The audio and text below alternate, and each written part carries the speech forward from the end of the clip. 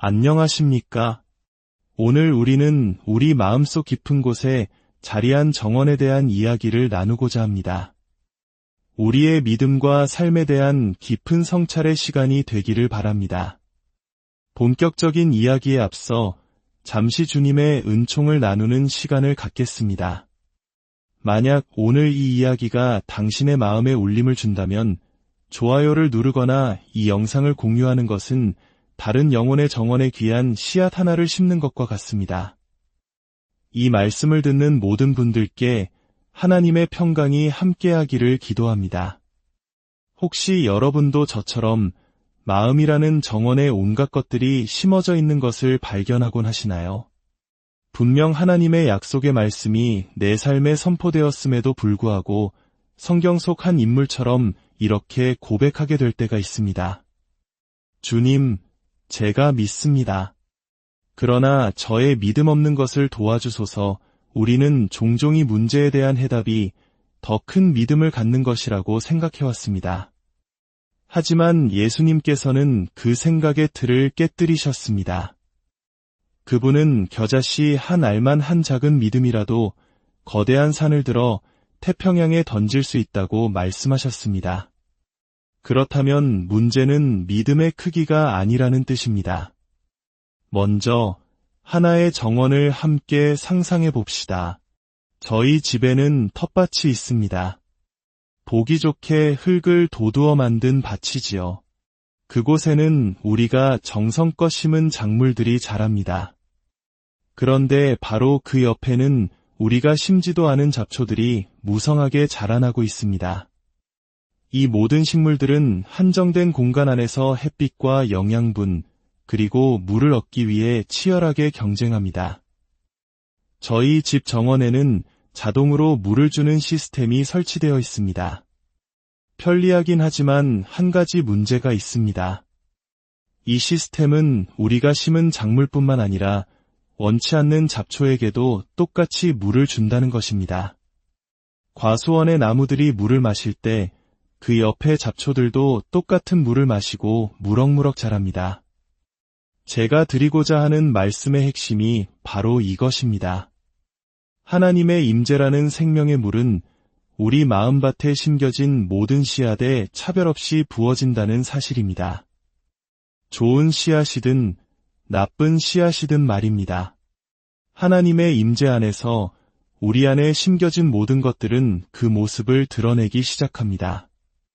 이것이 어떻게 작용하는지 한번 생각해 보겠습니다. 운전을 하고 가는데 문득 마음속에서 아주 작은 분노나 교만한 마음이 스멀스멀 올라오는 것을 느낄 때가 있습니다. 바로 그 순간 주님께서는 그분의 자비로우신 임재를 통해 우리에게 말씀하시는 것입니다. 내 안에 뿌리내리고 싶어하는 이 씨앗이 보이느냐? 이때 우리에게는 아주 짧은 선택의 순간이 주어집니다. 즉시 회개하고 그 씨앗을 제거할 기회입니다. 만약 그 순간을 놓쳐 씨앗이 뿌리를 내리게 되면 물론 뽑아낼 수는 있겠지만 그것은 이미 우리의 성품과 인격에 영향을 미치기 시작합니다. 그래서 즉각적인 회개가 최선입니다. 저 사람은 자기가 다 안다고 생각하는군 하는 교만한 마음이 들 때, 아, 이것이 교만이구나. 하나님, 저를 용서해 주십시오라고 즉시 고백하는 것입니다. 그리고 더 나아가 그 사람을 위해 축복하며 기도하는 것입니다. 우리는 이 과정에서 죄책감이나 수치심이라는 함정에 빠지지 않도록 주의해야 합니다. 죄책감은 우리에게 거짓된 영성을 심어줍니다. 마치 겸손한 것처럼 보이지만 사실은 진정한 겸손이 아닙니다. 진정한 겸손이 가져다주는 하나님의 은혜에 접근하지 못하게 막는 교묘한 장치일 뿐입니다. 아, 내가 또 그랬구나 하며 자책에 빠지는 것은 애초에 우리를 죄로 유혹했던 고소자의 편에 서는 것과 같습니다. 사탄은 우리를 죄에 빠뜨리지 못하면 우리가 죄와 싸우고 있다는 사실 자체에 대해 교만해지도록 유혹합니다. 하나님의 임재가 모든 씨앗을 어떻게 자라게 하는지 보여주는 가장 극적인 장면은 바로 최후의 만찬입니다. 그 순간은 인류 역사상 가장 강렬하고 친밀한 시간이었습니다. 제자들은 무언가 엄청난 일이 일어날 것임을 공기 중에서 느낄 수 있었습니다. 예수님께서는 곧 십자가를 지셔야 한다는 것을 알고 계셨습니다. 그 거룩한 임재가 가득한 순간 우리는 세 가지 다른 씨앗이 동시에 자라나는 것을 목격합니다. 요한은 예수님의 가슴에 머리를 기댄 채 사랑의 씨앗을 키웠습니다.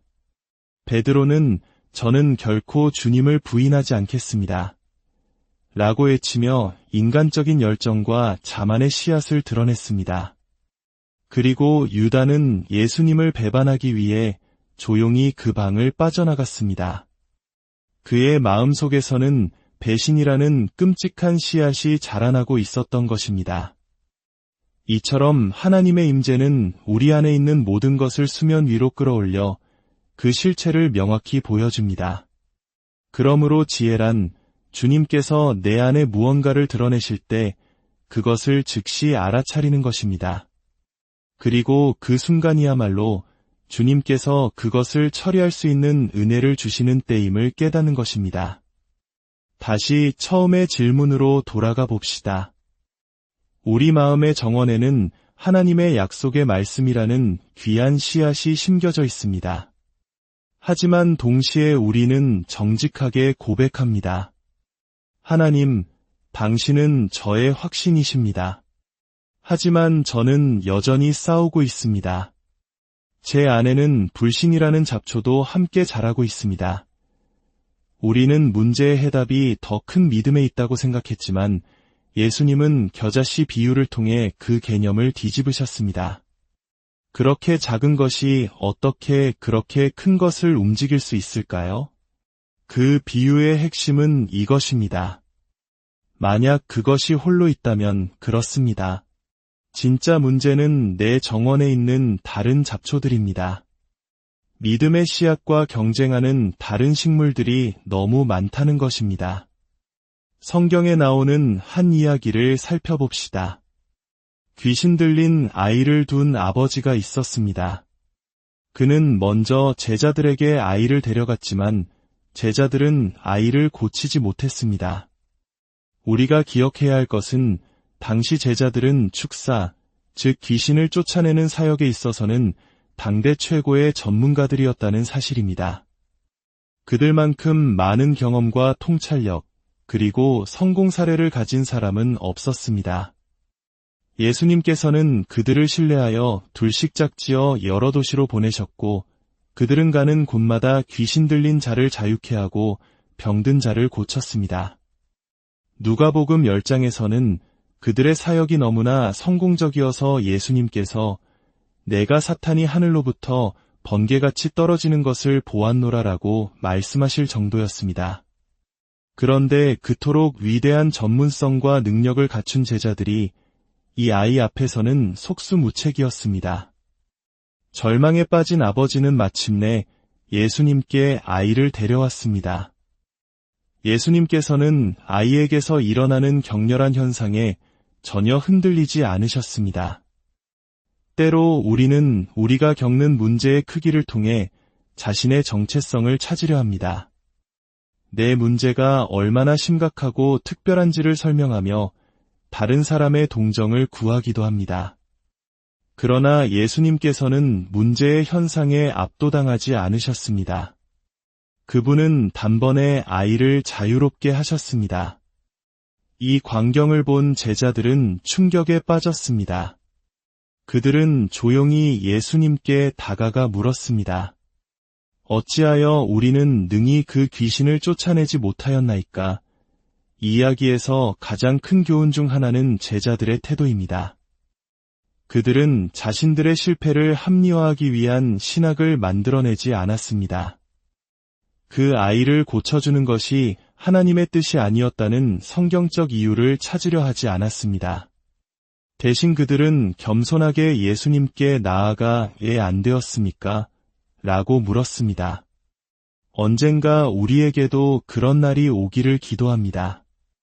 기적이 일어났을 때 놀라는 것이 아니라 기적이 일어나지 않았을 때 충격을 받고 예수님께 나아가 그 이유를 설명해달라고 간절히 구하는 날 말입니다.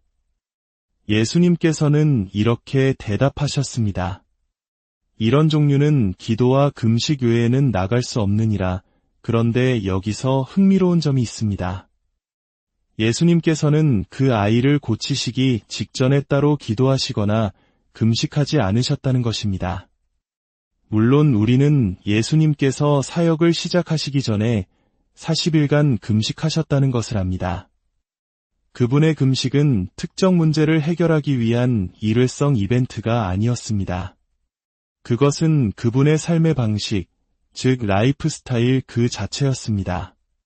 그렇다면 예수님께서 이야기에서 지적하신 진짜 문제는 무엇이었을까요? 아이의 아버지에게 문제는 귀신이었습니다. 그러나 예수님께 문제는 불신이었습니다. 우리 역시 때때로 우리의 불신이 감당하기에는 너무나 큰 상황에 직면할 때가 있습니다.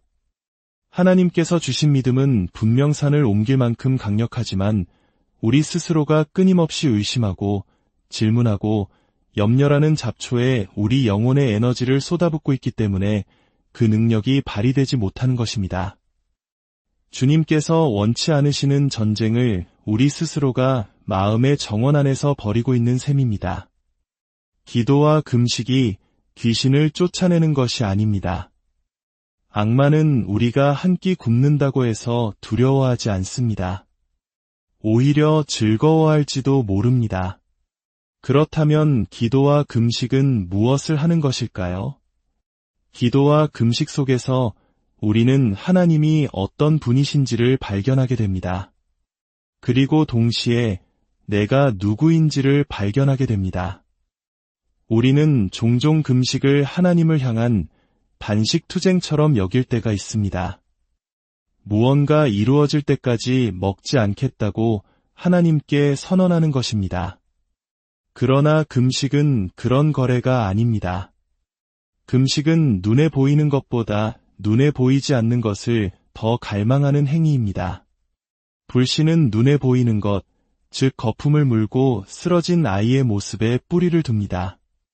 그러나 믿음은 눈에 보이지 않는 하나님의 약속과 권위에 뿌리를 둡니다.